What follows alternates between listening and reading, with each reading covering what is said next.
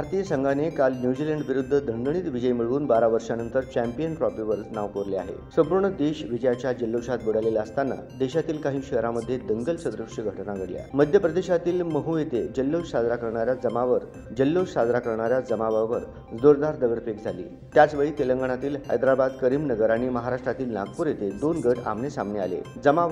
जमावावर नियंत्रण ठेवण्यासाठी तिन्ही ठिकाणी पोलिसांना जमावावर लाठीचार्ज करावा लागला। मध्य प्रदेशातील इंदूर जवळील महू येथे काल रात्री टीम इंडियाच्या विजयानंतर जल्लोष सुरू असताना 2 गट आमने-सामने आले। ही घटना जामा मशीद जवळ घडली, जिथे जल्लोष करणाऱ्या लोकांचा दुसऱ्या गटाशी वाद झाला। यानंतर काही वेळातच हाणामारीचे रूपांतर दगडफेकीत झाले आणि परिसरात गोंधळ उडाला। असे सांगितले जात आहे की जेव्हा जल्लोष मिरवणूक मशिदीजवळ पोहोचली तेव्हा दोन्ही बाजूंमध्ये वाद सुरू झाला, ज्यामुळे या घटनेला हिंसक वळण घेतले। काही समाजकंटकांनी जल्लोष करणाऱ्या लोकांवर दगडफेक करायला सुरुवात केली। त्यात अनेक लोक जखमी झाले। परिस्थिती नियंत्रणाबाहेर गेल्याने काही समाजकंटकांनी वाहनांची तोडफोडही केली। दुसरीकडे महाराष्ट्रातील नागपूरमध्येही टीम इंडियाच्या विजयानंतर लोक रस्त्यावर उतरून आनंद साजरा करत होते। यावेळी गर्दी इतकी अनियंत्रित झाली की लोकांना पांगवण्यासाठी पोलिसांना रस्त्यावर उतरावे लागले। दरम्यान तेलंगणातील हैदराबादमध्ये विजयाचा आनंद साजरा करणाऱ्या लोकांवर लाठीचार्ज करण्यात आला। भाजपा आयटी सेल प्रमुख अमित मालवीय यांनी हा व्हिडिओ